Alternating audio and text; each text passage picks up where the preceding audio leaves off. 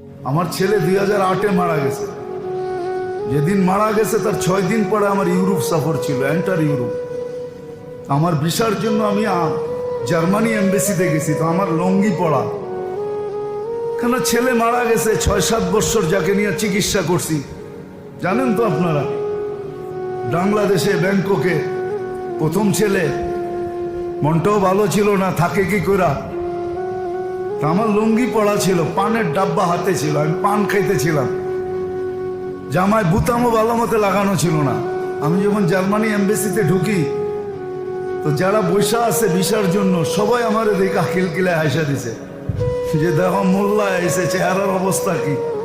এ আসছে জার্মানির ভিসা নিতে, তাও সেনজিন। আমি কাউন্টারে যখন দাঁড়াইছি, তো মহিলার অনেক গয়না পড়া ছিল, যে আমার ইন্টারভিউ নিতেছে। অধিকাংশ গয়না কালো। তা আমাকে জিজ্ঞেস করতেছে কি করো? আমি কি ব্যবসা? কি ব্যবসা? এই ব্যবসা। আমার গয়নাগুলো কালো হয়ে যায় কেন? আমি বললাম তুমি পারফিউম বেশি ব্যবহার করো, তো স্প্রের কারণে গয়না কালো হয়ে গেছে। আমিগুলো হোয়াট করবো কি দিয়ে, পরিষ্কার করবো কি দিয়ে? আমার কারখানায় আসো, এত দূর যাওয়ার তো সম্ভব না, তুমি ঘরোয়াভাবে বলো। আমি বললাম যে ঘরোয়াভাবে এইভাবে তুমি পরিষ্কার করতে পারো। আমি দেখতেছি সে ভিসা প্রিন্ট করতেছে। তা আমাকে বললো যে এত টাকা দাও, দিলাম। কয় বউ তুমি এখানে। বসলাম, আধা ঘন্টা পরে পাসপোর্ট দিল। আমি খুলে দেখলাম যে হ্যাঁ ভিসা হয়ে গেছে।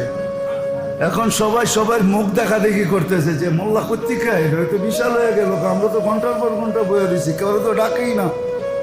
এমন বেশভূষা নিয়ে গেছে, মনে হয় যে উনি বিলকুল এন্টার ইউরোপিয়ান হয়ে আসছে। মানে দেখলেই তাকে ভিসা দিতে হবে, কেননা সে ইউরোপিয়ান স্টাইলে আসছে, নারী বলেন আর পুরুষ বলেন। আমি ওইখানে বসে একটা পান খেলাম, মুসকি একটা হাসি দিলাম, বাইরে চলে আসলাম। বলে চাবি এইখানে না, চাবি ওইখানে।